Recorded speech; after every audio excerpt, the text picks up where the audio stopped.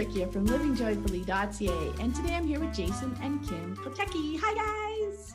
Hi, Pam. Thanks for having us. Good to be here again. Oh, so much fun. Now, you guys were on the podcast back in 2018. Time flies. And I will put the link in the show notes for people, but I'm very excited to have you back to share more about your unschooling journey and what you guys have been up to. So to get us started, can you just share with us a bit about you and your family, what everybody's into right now? Yeah, you want to tackle that one? Sure. Yeah. So as people have heard the last time, we have 3 kiddos, Lucy, Ben, and Ro. And right now they're 11. And let me see if I can do this. 11 and 8 and 6. Yay! It constantly changes.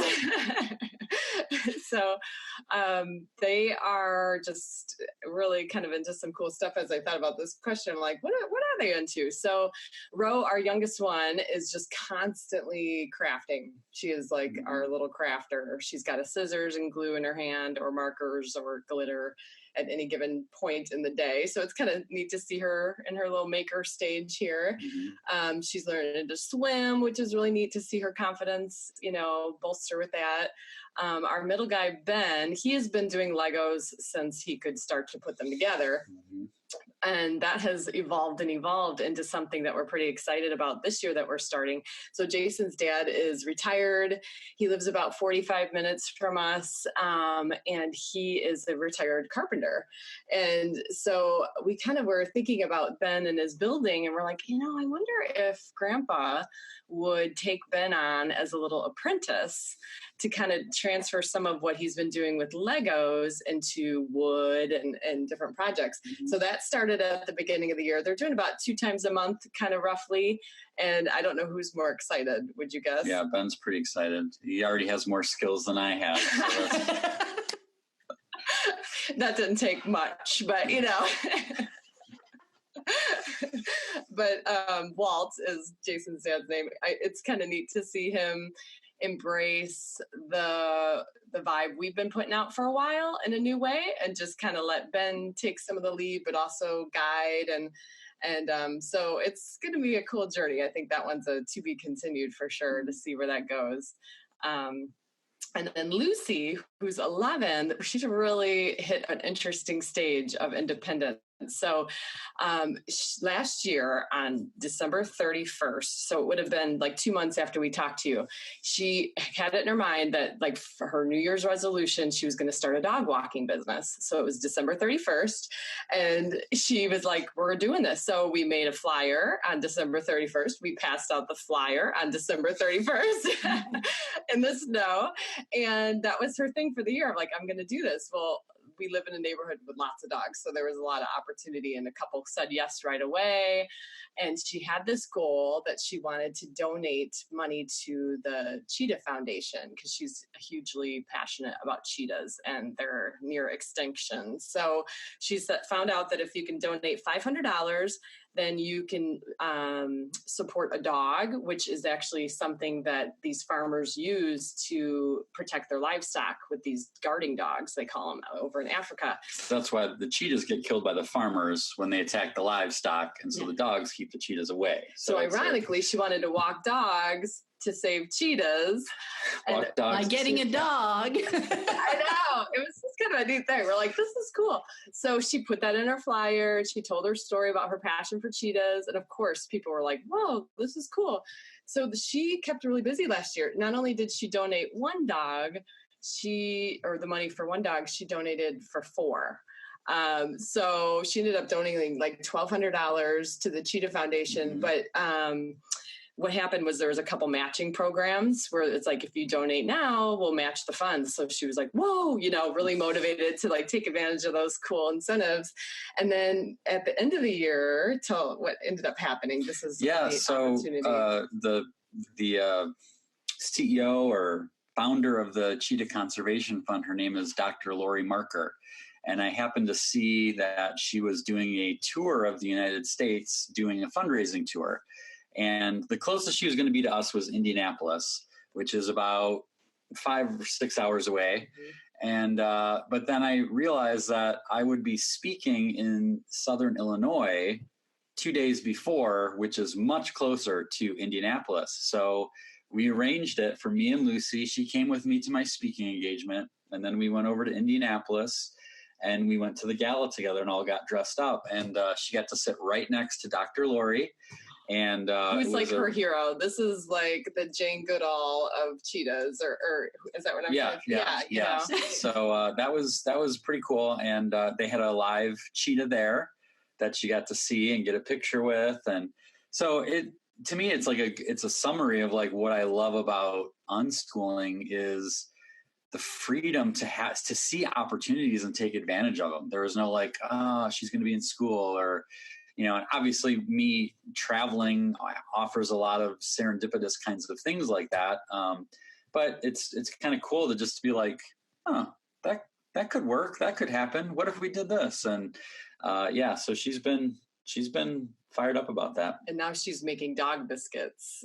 Yeah, so she got a dog biscuit recipe, gourmet dog treats. So now she's adding that in. But I mean, as would be not surprising to anyone who unschools or homeschools, even that she's learning language arts, she's learning persuasion, she's learning math and sales and all this kind of stuff just secretly by doing this project. And one of the things I think is the coolest thing that I see her doing on a daily basis is she doesn't have her own phone. So all the communication goes through my phone, through texting. And it's usually texting with her clients to confirm like the schedule for the week.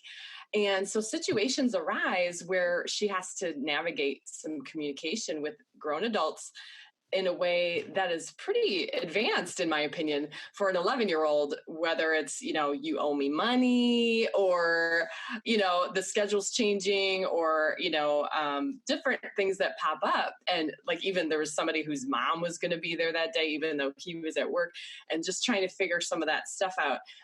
But I see her articulating in these texts communication in a way that I'm not sure most grownups could do, because she's trying to put it in a kind way, but also communicating what she needs. I'm like, if that's the only thing that comes out of this, that's pretty crazy good, So her journey has really kind of given us quite a perspective of unschooling here, because this is pretty neat to see it's evolving. I think she's going to be like a billionaire by the time she's 18. She's got that philanthropist, more like it, Yeah, billionaire philanthropist, like whatever the girl version of Bruce Wayne is, or I do love the long answer. The idea. What's your family up to? Yeah. Self-learning, man. I like that. Just because learning's not the priority, right? When we moved to unschooling, but that is something as we're deschooling, that's something that we start to learn along the way by relaxing for a while and seeing what our kids get up to, right? And then you start to see all the learning that's happening when they're just doing the things they actually want to do. That's so much fun. And another point that you mentioned, that just that openness to possibilities, right? That's another huge shift when you come to unschooling, is being open to just seeing those things. Because so often we're just tunnel vision, not in a bad way, but we're just so used to this productivity that like we need to have goals, we need to accomplish them, and then the next goal and accomplish them, and to look up and around and think of all the different ways. There's hundreds of ways to accomplish so many things, but we're so used to having to find the right way, even if it's the right way for us, right? And that's another shift, because it's about the kids, not about us anymore. The right way for us can look very different for them, right? It doesn't work as well for them. But being open to, like you said, your speaking was a couple of days earlier, so you stayed a couple extra days to do that. Like all those possibilities that you can bring together, and you made it so fun, right? It happened to be that it was a gala, so they got dressed up and she ended up sitting up near her, like all those things that you can't plan, but by being open, to those possibilities and just taking that next step that seems right. That next step, right? Just the paths that you end up following, like from when you started with the, geez, I'd like to, start dog walking. You made the flyers and you handed them out like right away. Jump on that, follow at their pace, right? If she was less enthusiastic, you would have walked slower with her instead of, look, I made these flyers for you. Go hand them out. Because, I want you to be dog walking. There's such a huge difference between those two things. Right. But it's like you said, Jason, it's the essence of unschooling, isn't it? Going along the lines of the timing, I think something I've really adopted the last year is this concept that inspiration is perishable. And we see this with the kids. There's like this little magic zone of timing where if you don't jump on it in that zone, it's gone. And not that everything you think about needs to be implemented. That's the other permission granted, moment for parents too, of like, not everything needs a full, like, start to finish. But didn't you hear on her podcast previously the idea of like not every hobby needs to be a career or a business? Yes. Gotta make this your life's work. Yeah. So I constantly give myself permission to not project my own, future, what this will be for them. But at the same time, in that moment, when you see their eyes so lit up, you have to have the freedom in your schedule to pivot and say, okay, we were going to go grocery shopping and make cookies, but now I see this is important to you. So we're going to totally not do that. We're going to totally sit at the computer and write out this flyer, and that's hard for certain personalities, including myself, to change gears really quickly. But that inspiration is perishable. We talk about that in our brand and with our tribe. And it's true for adults too, right? When you have that excitement, you better act on it because it's not going to last long.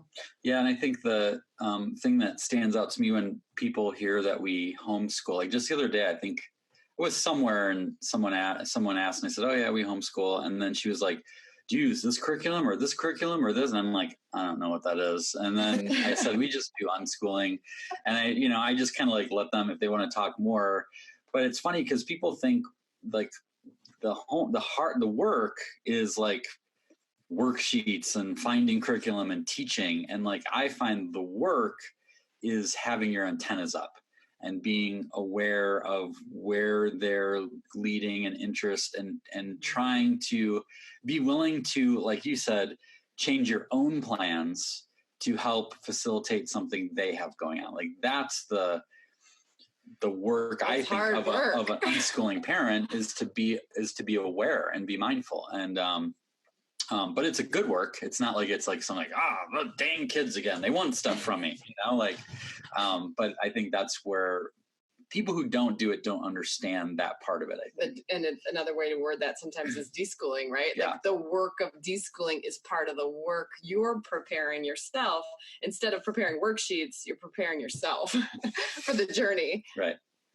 Oh yeah, I like that. And that's one of the reasons when I talk about mindset, like for what works for me is the mindset of being open and curious. And your antenna is perfect for that. That's the open, the paying attention, just open to what's going on around you and curious. And so much of it is curiosity about our kids, right? Mm-hmm. And about the things they're interested in.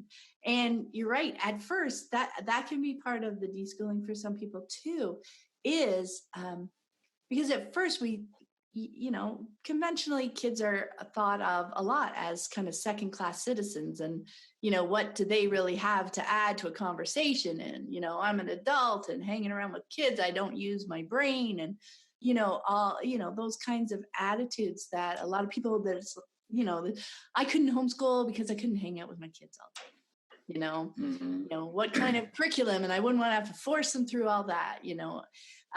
So that is a huge shift, because then when you start to jump in when they're feeling inspired and just help them take that next step or have that conversation because they want to bounce some ideas around, because some are more verbal processors, right? You'll start to learn each of your kids because it'll be different how you jump in with that inspiration, how you engage with them to help them, to support them as they're moving through it, to keep them engaged in it. It's just so fascinating. And then you start to see, when you're engaging with your kids at that level, you start to see them as a person, as that real person.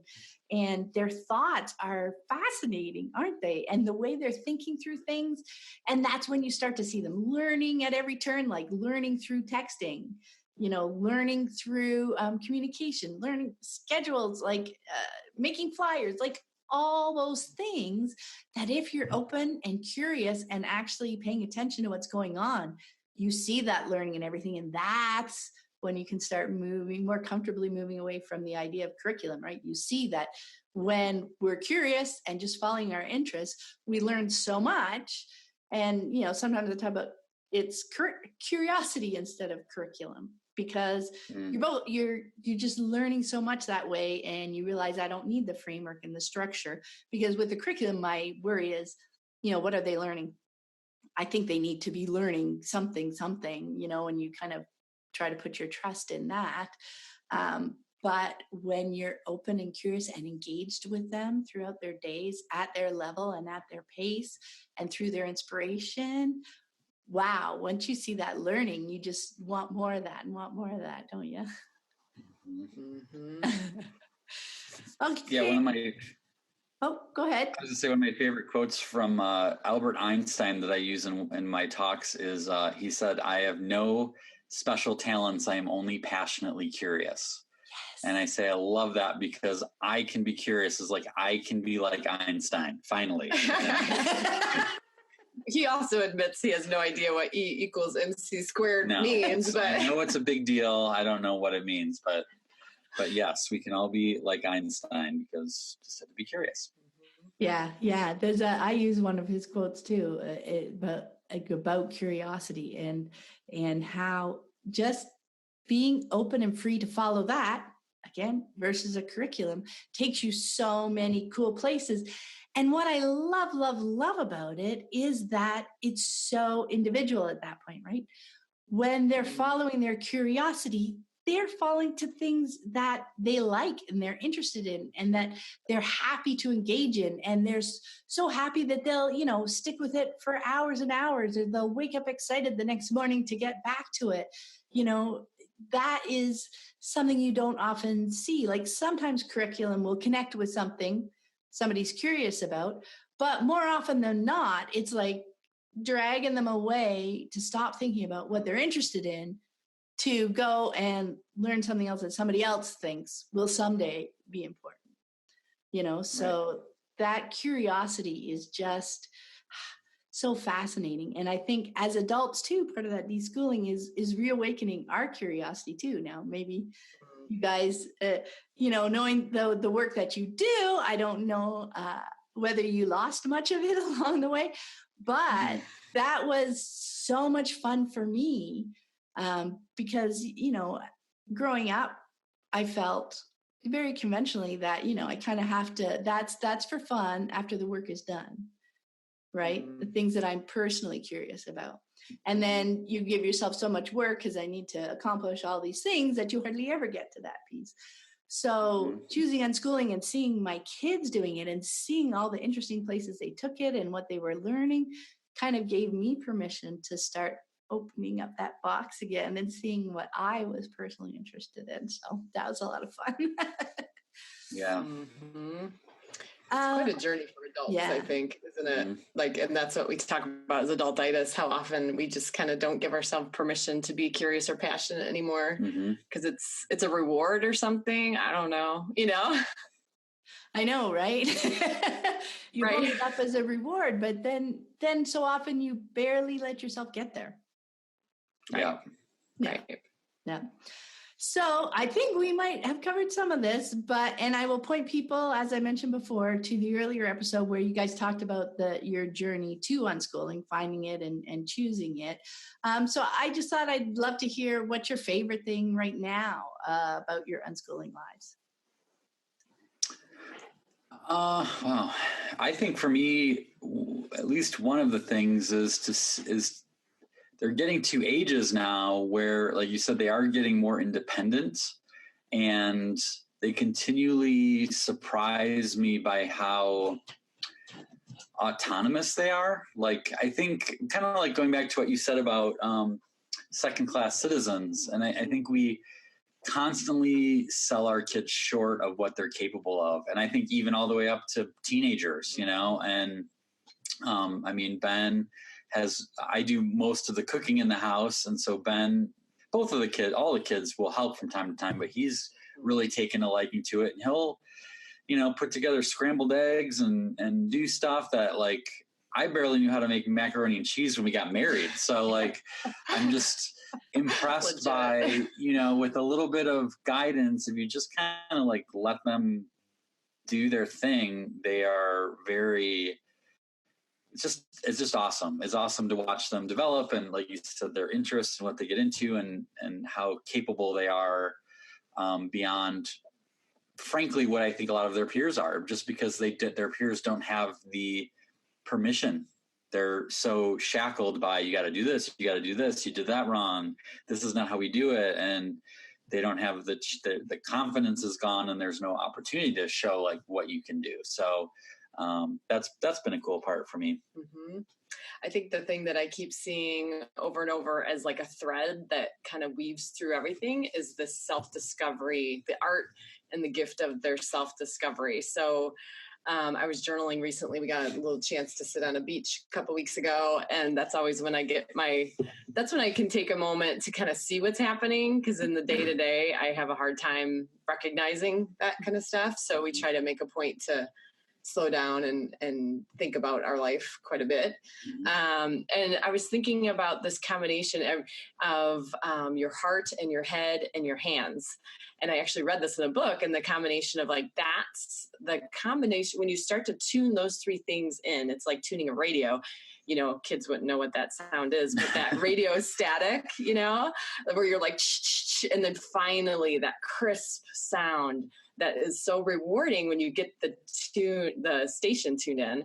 I was reflecting on how that's what I see is their head and their heart and their hands all line up. And it's this moment of reward almost, where it's like, not only do I love learning about this, but I have passion for it and I can do something about it. And that combination of tuning is what we see every day. Mm-hmm. And I don't know that most kids that are on a conventional system get a chance to do that until maybe their 20s or something. Some people don't even do that in their 20s. Yeah. They kind of wait, and then they're having that crisis at 30 and 40 of what do I like to think about? What do I have passion for? What can I do about it? So I think for me, it's just, I cannot believe that we have the opportunity to give these kids that right now and to let them shape and form who they are before they have to make huge life choices about it. Mm-hmm. It's kind of mind blowing. Yeah. I think I'm surprised. Obviously we are homeschooling and picked unschooling because we thought it was the best thing for our family. But I'm even surprised at how terrible traditional schooling can be in terms of this is not helping anyone. This is so the wrong path. Because it's basically missing what I just described. Exactly. Right. Yeah. And I think that's the part that there's the thread through everything we see, no matter what we're doing, where we are, if we're traveling, if we're at home, if we're at swimming lessons, if we're watching a show, that thread is through everything. This lineup of their head and their heart and their hands. And so I don't know, for me, I'm just I can't believe that we get to do this. It's mind blowing. Well, one of the things that really was cool just in the last couple of days is we run our business out of our home, and we've had it's an unfinished bedroom that we had as sort of an order fulfillment space where we'd have our products and our prints and our books. And we recently made the decision to outsource that to another supplier that we work with and turn that room into what we're calling a makerspace, which pretty much was just our kitchen table. And then it's always like, kids get into something. It's like, all right, we got to clean it up because we got to eat or we got to do this. And so we're like, wow, wouldn't it be cool if they just had their own space? And so we talked to them about it last weekend, and specifically about like, what do you want? Like, what would you like to have? And got their input on it. And so we ordered some desks from IKEA, and we have them all set up so they're like all in a bunch, so they're all facing each other, but they have their own space, they have their own set of drawers, and then there's a lot of bins and cubbies filled with all the art supplies and stuff. And the other night, after it had been all set up, we had music going and the lights set up, and I was helping them set up the computer. There's like a little computer area, and they were all just like doing their own thing in harmony, humming to themselves, each working on different products or projects. It reminded me of like in the story in the Bible where God is creating creation and in Genesis, and he's like, and then he looked at it and it was good.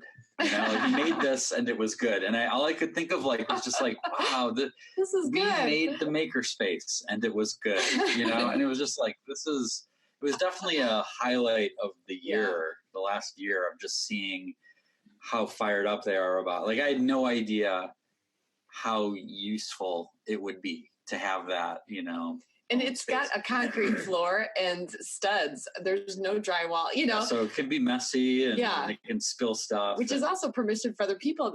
You don't have to spend like thousands of dollars on a home, renovation to make a space like this in your house. Yeah. So it was a pretty big deal for us. Oh, I love that story. I love that. And that's the thing too, like even just talking about finishing the room, right? The floors and the walls and things. That's an expectation. That's like a tunnel thing, right? When we're not open, that it's like, oh, that needs to be done first before we can make use of space, right? That's another huge shift for people, I think. I mean, we've got the same thing downstairs, but oh my gosh, it's so useful and fun down there now. And we did the same thing downstairs after Christmas. A room that wasn't being used much at all, we changed into a VR room, right, for virtual reality games. So like there's lots of space for people to be moving around without worrying about hitting things and all that kind of stuff. And I go down there more now. That's awesome. There's a spot for it, and oh my gosh, it's lots of fun. Like I have the game that I'm working my way through, and it's so fun when you release the expectation of how you use space, like space in a home too, right? I mean, when you open that up, we never did have a formal dining room. You know what I mean? That was like the computer room, the playroom, whatever, it just went through so many different phases. And when you release that and it's like, okay, we're just going to make our space work for us. And, when you realize you go, like you said, you spoke with them, like, what can we use this room for? We're thinking this, what do you guys think? What would you like to see? Those conversations are so fun, right? And I love the idea of, okay, we did it. We created it and this is good. I can feel that feeling, right? It's just so amazing when you make plans together that you're excited about, and you get that first blush done. It doesn't matter, if the walls are studs or whatever, because that doesn't take away at all from using that space, from using whatever you put into it, right? That is something that we learn. Again, we're talking about deschooling a lot, but that shift away, because that's judgments that we're putting on ourselves, right? I think most often it's that, if somebody came from outside and looked in here, they would think less of me because this room isn't finished properly. That word properly, right? That's the judgment word right there. And to be able to release that weight of other people's judgment and use the judgment of is this bringing value to us as a family? Like, and that is more important than what other people think. So I really love that story. Well, it's funny too what they care about. Like we asked Ben, he got a Cubs calendar for Chicago Cubs calendar for Christmas. It was one of his favorite gifts. And I said, okay, so what do we want this makerspace to be? He said, I want a place to put my calendar up. So like, we can accomplish that. Don't think it has to be like a brand new, whatever. Yeah, no, I love that. Right. That is the fun part of opening up the conversations with our kids, right? There's so much insight and joy in there. And yes, it doesn't have to cost a lot. It doesn't need to take up months and months of time. There are ways when you're open and curious about all the different ways that you might accomplish something, right? You can so often find a path where you can get, it's that old adage, right? You can get 80% of the bang for your buck for 20% effort, right? You can get there. And then you can keep tweaking along the way. That's the other thing that we do with Unschooling, right? We're always tinkering. That's why I love the idea of the makerspace too. We're tinkering and we're playing around with things and we're trying something else without that expectation that this has to be the answer. And therefore we do it once and then, we leave it alone for years and years. No, we're always asking ourselves questions about how it's serving us, how we're using it. Can we tweak it and use it a different way? I mean, the VR rooms changed around like 3 times since the end of the year. And we'll continue playing around with it. We want a little spot where we can also sit and play and, all that kind of stuff. Because there's like a Netflix VR app, so you can like watch Netflix on like a big screen. But there's just so many possibilities that you can't anticipate. So always being open to that and twisting and turning and taking a side step for a bit just to see what happens. That's that curiosity piece again, isn't it? Yep. Let's see what happens when we do that. Yep. Yeah. So I would really like to get to talking about your newest book. You published it late last year, and it's called A Chance of Awesome: How Changing the Way You See Changes Everything. And I really, really love the book. And it's filled with Jason's wonderful art. And there are great stories that illustrate the many ways that we can change up the way that we look at things, like looking at things through new eyes, those curious eyes, right?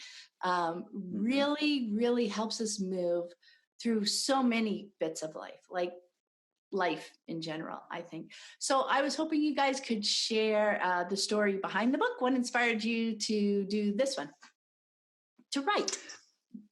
Well, yeah, I think one of the overarching things is realizing that, so as a professional speaker, I am in the National Speakers Association here in the United States and have a lot of colleagues who are speakers, and many of them have very dramatic stories, right? Whether they were born with some sort of condition, or they had an accident, or have had a leg amputated, all these things. And like, they have such amazing stories to tell from that experience. And I think as I thought of it, like, I think all of us, we don't get through life. You live long enough, you're going to have something major that happens, death or tragedy or something that just sucks. And hopefully changes, hopefully you grow from it and something good comes of it, even at the time doesn't seem like it.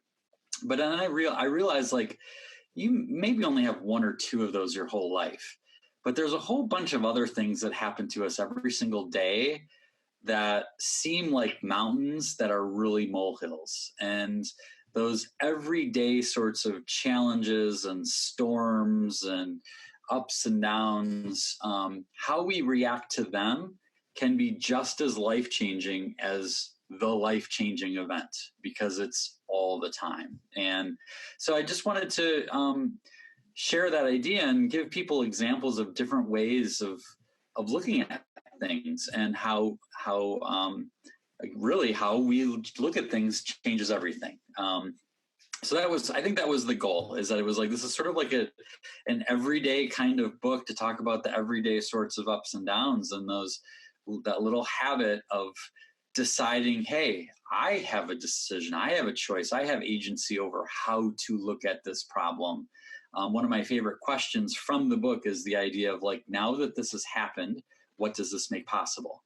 So if something bad happens or frustrating happens or things don't go according to plan, we maybe wish it wouldn't have happened, but there's nothing we can do about it. It's done. And it's not so much to pretend like we're not upset about it or to not grieve a little bit, but it's more to be able to pick ourselves up and say, all right, well, that happened. Where's the silver lining? Because I've come to see that the people who see silver linings are the ones who are looking for them. And when you're looking for them, I've never had an instance where when I get to the point where I'm like, all right, what does this make possible? I always find it. I always find something good that comes out of it, but you have to look for it. And so that's the habit. That's the habit that the book kind of talks about. Wow. Yeah. I love that piece about how, because it's true, our character comes through in the more traumatic moments, in the big life changes, right? But it is so important as well in the day-to-day things that go sideways, that happen, because those make up the vast majority of our life, right? Of our days. So looking at how we choose to see things. And I love your point about, it's not about trying to ignore bad things. It's not about trying to pretend that I'm not upset about something that happened that was unexpected or, whatever. But it's about that process of moving through that and finding that way forward, looking for that silver lining, because, and that's something that I think people find with experience. Most people that I speak to have found that too, that when they're looking for that, it has, the vast majority of times, has not steered them wrong. As in, it's okay that thing happened, because look what we chose to do instead. What does this make possible, right? Because you had that thing and you had that vision, that path that you were on, right? And when something happens to it, you get knocked off that path that you were expecting to follow, right? That's what you're grieving. That's what you're worried, because you don't know what to do now. But looking for that silver lining, what does this make possible now, helps you see the different paths that you might take from where you find yourself, right? Moving forward, because like you said, you can't change the past. This is what happened. We can, and through that process, you're learning from that thing that happened, right? Because you're going to be asking yourself questions, how you're going to try and figure out why that happened. Was there something, how was I involved? How was I connected? Is that something that I would choose to do again? All those kinds of things to understand that. And then when you turn around and you're looking forward with that new knowledge, you're in this new place. Well, you realize, oh, okay, so now new possibilities do exist. I'm not on that one path anymore. So I think changing up the way that you're looking at things is a huge help for people as they're moving forward. And as I was reading just about every section, okay, so each section is like a story and related art, and I loved each one, and I thought I want to talk to them about this on the podcast, like every single chapter pretty much. But obviously that won't work. So I would love to hear from each of you what your favorite story is. If you can kind of pick a favorite, pick one. Sure. You mean my favorite child? Kind of like picking that? Like, yeah, exactly. No, I'll let you go first, Kim. If there are any. Yeah. Well, let me make some up now. Yeah. I was peeking through with that lens in mind because you had shared the questions ahead of time. I'm like, oh, this is hard. So the one that really comes to mind that I can't believe, every time he shares this story from the platform, I shake my head in disbelief that it actually happened. But we had a situation where Jason's dad kind of called a family meeting. It's kind of a long story, so I'll try to keep it kind of short. But he called a family. You have to read the book. Yeah. he called a family meeting to all the kids and in-laws and that sort of thing. And we're like, oh geez, what's going on? We knew something was up. And so we all met at Jason's brother's house, and in suspense for after 24 hours of waiting, of like, what's this about? And his parents pull up, and his mom had like this hoodie on, and which is, you joke about in your programs, it's common for like a 20-something, but not for like a 60-something woman to wear a white hoodie. We're like, what is happening? Well, then his dad got out of the car, and he was dressed up. Well, his mom ended up being dressed up like a beekeeper, and his dad was dressed up as a bee, like a full bee costume. So they come in, and he sets up this little makeshift podium, and he does this whole speech about, bad things happen and we get through them as a family. And it went on forever. And we're all like, just get to the point. And so long story short, he had went to the doctor, and there was cancer, and he started to share the prognosis and the plan, and there was hope coming back in the room. But he said, I just wanted to wear this outfit to take the sting out of the news. So like the opportunity to, of course, people have to tell their family they have cancer every day of the week. Every day there's probably thousands of people doing this, right? But Jason brings up in the book of like, I bet no one in the history of ever has told their family that they have cancer wearing a bee costume. So that inspired some art that Jason did, Be Optimistic art, that's in the book. And then now that's turned into a pin that Walt has shared with over like 300 or 400 people. Mm-hmm. So he wears this little Be Optimistic pen, and people are always like, oh, I like your pen. And then he'll say, oh, and then he'll end up sharing some, little story from it, and he'll end up giving them his pen. And this is something where he's, kind of sharing, as you talk about, kind of like at a marathon where people are giving out water. That's Walt, because now he's cancer free, and he's taken this on as like a mission that he can do something now to keep kind of giving hope to people and saying, hey, people get through cancer all the time. You can do this. It's a marathon. You can do this, So I don't know if there's anything you want to add to that, but. No, it's memorable. I love when I tell the story in my speaking gigs, because I tell the story and then I show the picture, and people are just like, what? One little thing that my mom reminded me of is that my dad's blood type is B positive.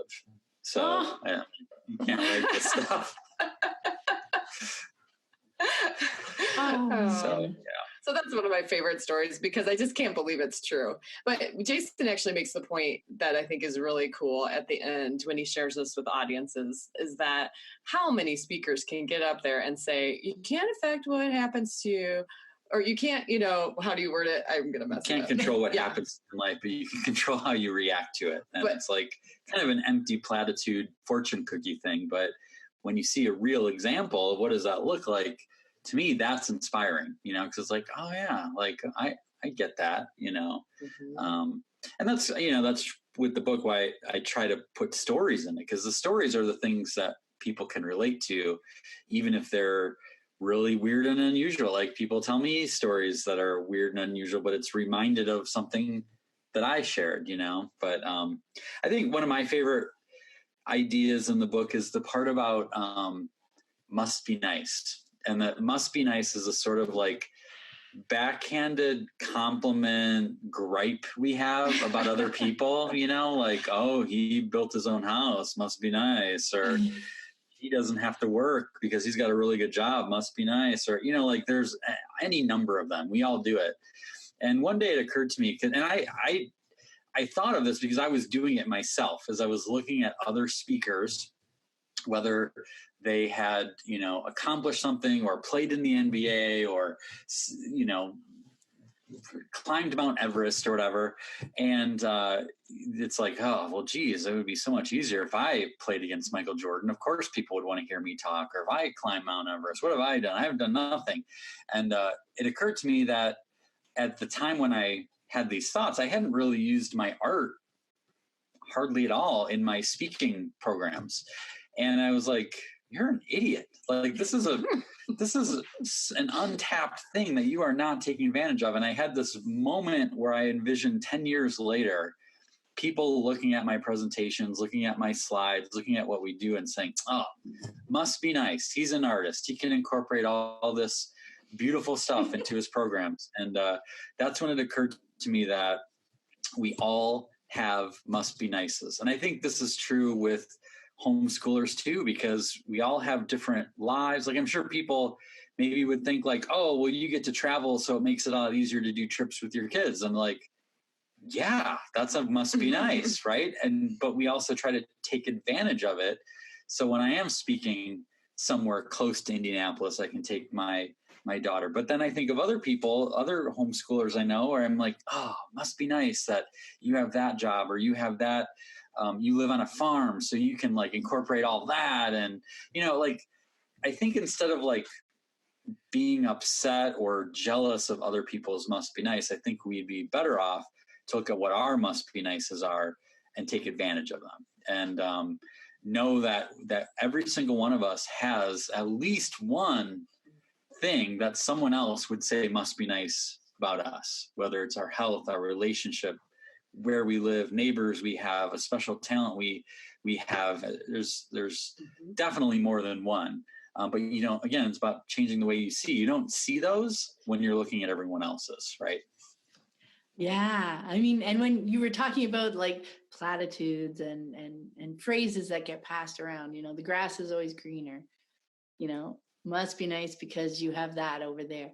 And it is a different way. I think it's a different way of looking at ourselves, right? Because I don't know but growing up, whether it's a societal thing or whatever, or maybe I hear the phrase tall poppy syndrome every once in a while, like that we don't want to stick out, right? And so we downplay the must be nices for ourselves. We don't think about them because we don't want to think of ourselves as better, right, than other people. Like that's, but when you change the way you look at things, like that digging that you did into that question, Jason, is an amazing example of that, right? It's like those things happen to them and they're great. What in my life is unique and interesting that I can lean into, right? That it's okay for it to be a cool part of our lives. And when somebody says that's cool for you, that's cool. Yeah. It is. You don't have to feel guilty about it. You don't have to hide it. And like you said, everybody's got something, right? It's a matter of taking that time to look for it and to appreciate it, right? And to be okay with it, to take advantage of it, right? And not feel guilty about it. Like, yeah, I mean, we live on property. We have a few acres and we love that. But that's the cool thing. Because sometimes you feel, I don't want to tell people that or whatever, right? You don't want to lean into it. But then again, as part of your journey, you also realize that for some people, that's not an interest. You can be yourself, be optimistic, be yourself, embrace what you love, right? And share what you love. And people that will connect to it. And it's okay if other people don't. It's that's the other reason, I want everybody to be my friend. I want, to get along with everyone. It's that whole, it really, really, really goes to what all that your book is about, right? Changing the way that you look at things, changing the way you see things, and being much more open to the possibilities and open to it's okay when other people see things differently than me, right? Yeah, no, that's often. Well, yeah. Go ahead. I was going to say, I love the art. I'm very proud of that goes with that one. When you talk about comparing apples and oranges, and there's an orange looking at an apple saying, I wish I was crunchier. And the apple is looking at the orange saying, I wish I was juicier. And it's right? like that sums it all up. Oh, yeah. No, I mean, the art that you picked to go with the stories is like beautiful because it enhances the story, right? And vice versa, it enhances the art. Right? Yeah. To have that story behind it, that's what helps people take that moment to think a little deeper, to change up how they're looking at it. Yeah. I mean, you can look at those and go, aha, that's cute, and stay there, right? But if you take that moment to see that this applies to life, right? That it can apply. And then you think, oh, what situations? It just makes you think, which doesn't hurt at all, ever, does it? Right. It must be nice to have art talent and be able to weave it into yourself. I know, right? That's my first reaction. Now, there was one story that when I thought about a story to share, it was more from which one of these was really big for me on my unschooling journey, like when I was kind of getting started. So the one I wanted to share was a great quote from you, Kim, that Jason shared. Never let making a mess get in the way of making a memory. Right? You guys have such great, succinct little nuggets of insight. But it's the discussion behind it, right? It's the thinking about it. It's so short and sweet, but when you think about it, it is super eye-opening. And it struck me because certainly as we're beginning unschooling, we have kind of all those scripts that we live, right? Conventionally, we kind of live our days on autopilot. We haven't yet kind of opened our eyes at open and curious and getting ready to kind of switch up things. We kind of have that path through our day. So we often jump to seeing the mess, right? Instead of seeing that memory-making potential of the moment. And I think that is a huge and helpful shift or changing the way you look at things, especially with unschooling, because, we are all together. And instead of following that curriculum, that outside framework, when we're following our curiosity, it is so important to embrace those moments, right? Again, not with the martyry look at things, but to really see the value in them. Not in, I'm supposed to ignore the mess. No, that's not the point of the shift. Think deeper than that. And that's what you're talking about when you're looking at the potential for making a memory there, right? Totally. Yeah. And in fact, I feel like it was in January, maybe, but maybe I'll get the month wrong. You had an interview with someone who maybe is the website Lovely Chaos. Yes. And the conversation, I wrote this down. It's been on a sticky note on my dresser ever since. And it said, this isn't a mess. It's a yes. And I thought, ooh, that is just that's another way of putting what we had just said in the book. And I've thought of that when I see the room covered in like the town of little critter animals or whatever it is at the time. Because our kids scale model of the Wisconsin State Fair is in the living room for days. And you're like, you're still playing with this. Okay, we'll leave it out. And you're just inside, you're like, we'll leave it out. Like, don't go crazy, And so that concept of like, this is important to them and this is their home and it shouldn't be divided into just playing in the playroom or just playing here or the, 6 square feet in front of your bed is where you can set things up. It's like, this doesn't work. Right. And I thought, this isn't a mess. It's a yes. I love that line that was shared in that interview because I thought that was a yes. That was a yes to 10,000 things, imagination, creativity, building, possibility, dreaming, all this, not to mention what they do with each other when they interact with it all, so that to me was another reiteration, just a little slant of that I thought was really cool. And it's so important, right? That's why I really wanted to talk to you guys about this book. That step to change the way that you look at things, to change the way that you're seeing something is so valuable, like for the parent, like for our journey, because you need to get past that kind of ignoring piece. You know, it's the difference between intellectually understanding something and really living it. Right? You can intellectually understand that, yeah, that mess is them doing something and they're learning something from it. I should let them be, and then stepping away.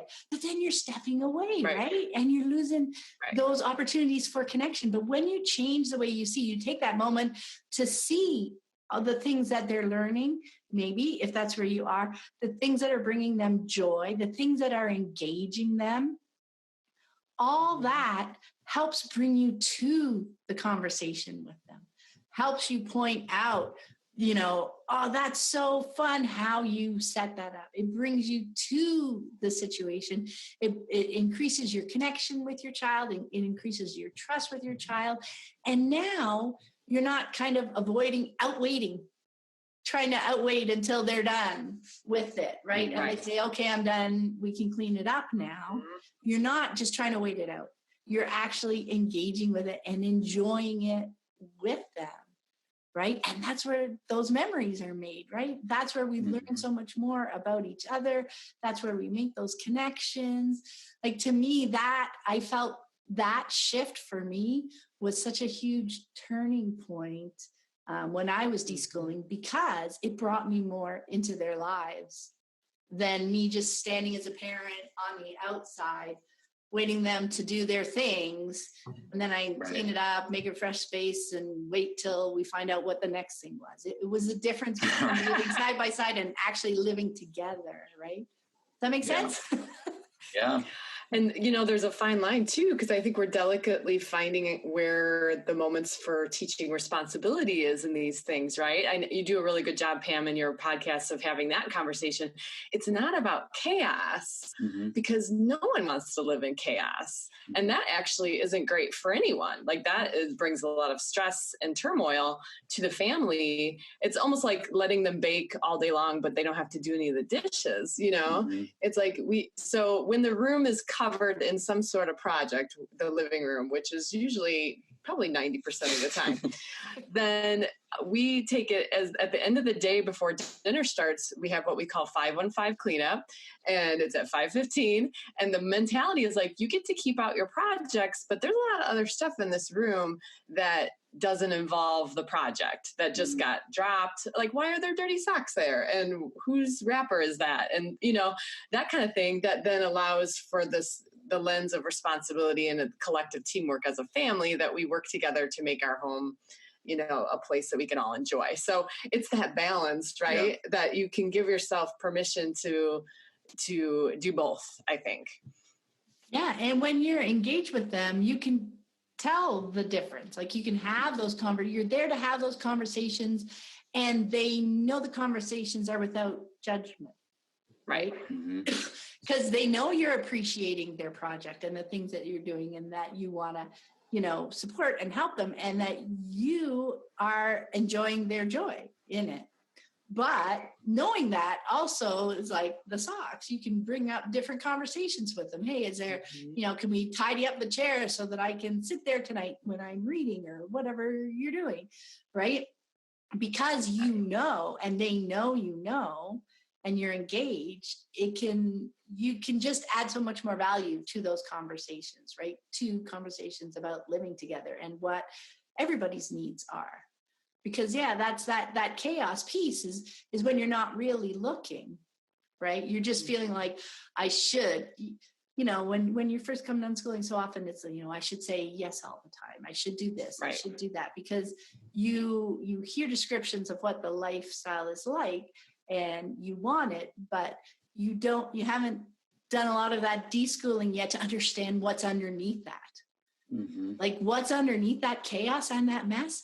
It's the yes. That's why, you know, it's valuable. It's those memories that you're making, but you need to fully engage in living that for a while to actually see it. That's when you can start living it. It goes from intellectually understanding, okay, for some reason they're saying yes an awful lot to their kids, so I guess I should be doing that, right? So, you can intellectually understand that, okay, I don't want to stop their learning, but once you start to deschool and actually engage with why, that's when you start with kind of the what. But then when you start to really understand the why and you start to experience it a few times, then you're really living it because you can understand it. And so often at that point, you don't see the chaos. The room might look exactly the same as it did 3 months ago, where first you saw chaos and tried to ignore it. And now you're seeing the beauty, you're seeing the memories, you're seeing the yes, and you're engaging with your kids and building that relationship that we talk about so often. By doing that, it's just, and that's when you're like, oh, unschooling is awesome. So, last question. I would love to know so far, what has surprised you most about how unschooling has unfolded in your life so far? Who wants to go first? I've got one off the top of my head, but this one is I'm most reminded of this one when I kind of look outside our walls a little bit, when we're out in public at, a store or just with cousins or something. But, I having only unschooled, we've, had the opportunity to start this when the kids were really young. So, we've never been parents without unschooling. So it's hard to know what our family would feel like and look like without it. But you do get glimpses of other families in a different way when you're out and about. And I think the thing that really stands out to me that surprises me again and again and again is the unrelatability of the normal average family when it comes to us versus them. Okay, so there's just an us versus them, kids versus parents, like culture in everything, in commercials, in society, in school, and I just don't get it, and I can't relate to it anymore. And so being 11 years into parenting, because our family is just so different, it's like we're in a stage of collective joy is how I put it. We're all together. We have family missions. We have family perspectives. When we have something hard we have to do, like we had the great privilege of going to Hawaii as a family. Jason spoke there. So that we took on as like such an opportunity, but don't get me wrong, traveling to Hawaii with 3 kids, 11 and under, you take a mission approach to that, right? Of like, we're going to do this and there's going to be great benefits. And here's our tone that we're going to set as a family, and help each other. Cause I was dreading a 6-hour flight, from Salt Lake City or whatever, so it was definitely one of those things where you're like, we look at each other as a team, and it kind of sounds really cliche and cheesy sometimes when you actually say it. But, especially on social media with the whole like, oh my gosh, I can't wait for Christmas break to be over so the kids can get out of my hair, and like all these different themes. And obviously that comes up a lot, in the podcast and stuff, that it just becomes really unrelatable. And I think that's what's most surprising is how unrelatable it really is. We're really a team. We're working, towards our best self each day. And I think they're trying to help us be our best self as much as we're trying to help them. And I see it like, Lucy will share a quote with me that she thinks I'll be inspired by. I'm like, thank you. I love it. Can you put that in calligraphy for me? So it's not even, it kind of almost sometimes doesn't feel real that everybody's kind of working together. Jason took the kids with some other people, another family, to like an event recently. And when they got back, the kids were like, oh, the other kids were really whiny. And they were processing this. And I said, well, we just have more, you guys have some practice with stamina on, walking around events and stuff like that. Like, so we're processing it. And the littlest one, Ro, who's 6, said, well, I felt tired too, but I chose not to whine. Yeah. And it was like this whole self-evaluation as a 6-year-old that like, I felt the same way they did, but I didn't, she basically saying it wasn't going to help anybody to whine about it. Right. Right? Am I misinterpreting that? Yeah. And I'm not saying that as an example of like our kids are perfect, because certainly they aren't, but I'm not either. We are, but yeah. they're working on it. I whine more than them, you know? But it was kind of interesting to see this concept of like, you know, whining produces some sort of reaction from a parent. And we just don't have that kind of dynamic in our family at this point, that you have to react in an extreme way to get heard or to get respected. That's it. You know what? I think Ro knew that if she whined, you, Jason, would do something about it. You'd be like, okay, are you guys done? Do we want to go now? You know? And she probably thought for a minute and knew, you know, I didn't want that to happen. I'm tired, but I still want to do this, you know? And we were talking earlier how much more capable kids are than we give them credit for so much, right? Mm-hmm. Yeah. And other kids may know that they whine, but it won't affect, they have no control over what happens from that next step. So, you know, they might as well whine to just kind of to get it out. Like it's a release. It's a helpful thing for them to process because they know they're stuck. So yeah, it's really fascinating to think about. Yeah, I think mine's along those lines. Like I'm not sure how this will come out, but I'm surprised at how nice my kids are. Like I think about just last night, the kids were in the makerspace. Lucy was out helping Kim with shoveling snow. I was working on dinner, and I called the two little ones up to help set the table. And there was a part of me, because I knew they were really into it, there was a part of me that had flashbacks to when I was the kid. And like I was almost afraid to ask them to come up because I assumed they would whine about it, because that's what I would have done. And they did. They just cheerfully came up and did it, and they did as quick as they could, and then went back down to their thing.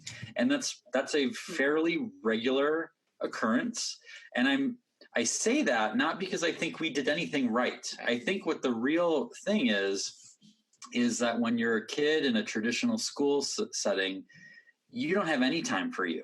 And so then when you're home and you finally have a few scraps of freedom and someone else is now telling you stuff you have to do, there's just like a human boiling point where you snap. And I think I was very much like that as a kid. And I think that's why, like, maybe that's not every kid, but it was like, geez, like I finally get a chance to do what I want to do. And now I got to do this. Now we got to go here. Now we got to do, you know?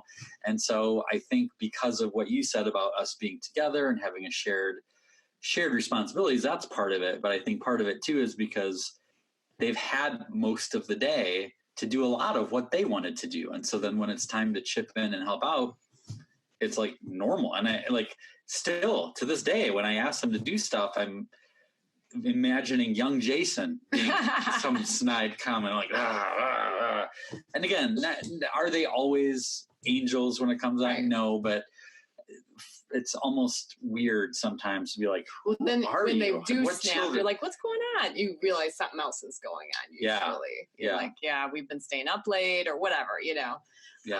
So yeah, that's interesting. Yeah, no, I think that's it's cool to think about little Jason, right? Because so often it's hard to apply the way we feel or would react, but it's great to think about in comparison, because that's when you start to realize what's different for them, right? How different their life is than when we grew up, much more conventionally with school and often with parenting styles, right? So I think that's fascinating when you see, like, that's something that I love too, that the kids are capable, again, right, of so much.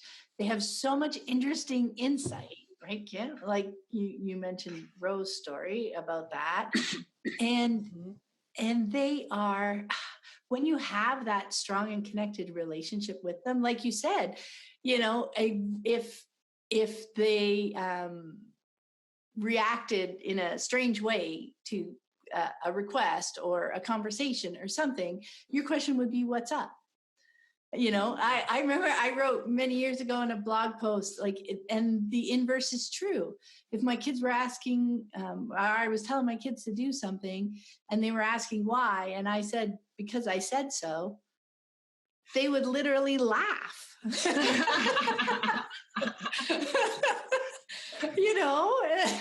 And back then that would be bad. You don't laugh at your parents when they're asking you to do something. You do it, you know what I mean? But right. We're so used to just explaining ourselves and understanding each other that would be like you said, if they were acting uncharacteristically, you wouldn't blame them or try to make it worse or try to say that's wrong, right? There's something else here because this is uncharacteristic. So let's dig deeper, not, beat it out of them verbally or whatever, you know what I mean? So yeah, no, I find it so fascinating just who unschooling kids are. They are so capable. They're so, their self-awareness is fascinating to see in action. And they surprise us so often, don't they? Even when it's, can you come help set the table for a minute? So often, it's yes. And they just come, run, do it, and go back to their thing. The odd time that it's, no, I'm really busy. I got the glue out in one hand or whatever, because we understand that about each other and we're supporting each other through all that. It's just such a different relationship and it creates such different human beings, doesn't it? Mm-hmm.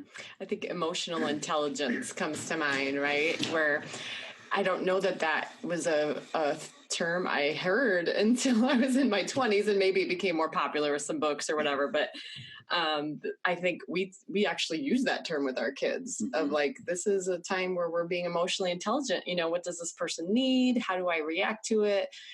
How can we best, hear each other and communicate in a way that's positive? These are just things that are part of our daily conversation that I would say emotional intelligence and self-discovery are two foundational pieces of who they are, just based on conversations and proximity to one another and how we work together, Yeah. Well, and I think along those lines is we'll watch Kitchen Nightmares or something with Gordon Ramsay and with the kids, and they love it. But it's such a cool opportunity for us to talk together and to analyze business and then emotional intelligence of why did he treat that woman like that, and why and Gordon Ramsay does a really good job of being able to deal with the individual people, how they need to be dealt with, whether it's aggressively or kind or whatever. And it's funny because I think of going back to the capable thing, how many of their peers could never watch a show like that and get what's going on. But it's almost it's an opportunity again to sneak learning in, and it's more of real world, the emotional intelligence. Because I think if you're emotionally intelligent, if you know how to treat people well, you'll be fine in life. You'll figure it out. Everything else you can Google. Everything else, was that line figure outable? Everything else is figure outable. But if you treat people well and you know how to communicate and all that, then I think you'll be fine. Yeah. But those are values that I think it tends to be a foundational piece of most unschooling families that we've learned to get to know, So I don't know how that happens, but I think because you've kind of cast away all the curriculum, you see, you have room and perspective in your brain to see all these other things. And it seems to be a common denominator we've run into for sure. Yeah. And I think you were talking about right at the beginning, making the space and the time for all this to let it unfold, right, is something that was something I learned that, at first we're so keen and excited, planning all these field trips. We're going to go all these places. We're going to do all these things. And I was surprised at how much unstructured time we gravitated towards to just pursue our own things, to have that ability to have those longer conversations, just about anything that pops up, whether it's through TV shows or through something that happened with a friend or whatever, like that time. And so much of it is, as they get a bit older, so much of it is emotional intelligence questions versus facts, right? Yep. Yeah. Well, I could talk to you guys forever. It's been so much fun. Thank you so much. But before we go, please let people know where they can connect with you and all your work online. Yeah, they can simply go to escapeadulthood.com. That's where we are. We have an online community, and we have all kinds of fun things going on all the time. We have a group called the Escape Adulthood League, which if you click on community on our website, you can get there. It's free. And we actually have a little subgroup in there for homeschoolers, because a lot of homeschoolers resonate with this idea we have of adultitis and escaping conformity and breaking rules that don't actually exist and all that kind of stuff. So escapeadulthood.com is where we are on all of the social channels, and that's our website too. That's awesome. Excuse me. I will put all that in the show notes. I also want to put a link to the book because I want people to check that out as well. It's wonderful too. Thank you so much, guys, and have a wonderful day. Thanks, Pam. Thanks, Pam.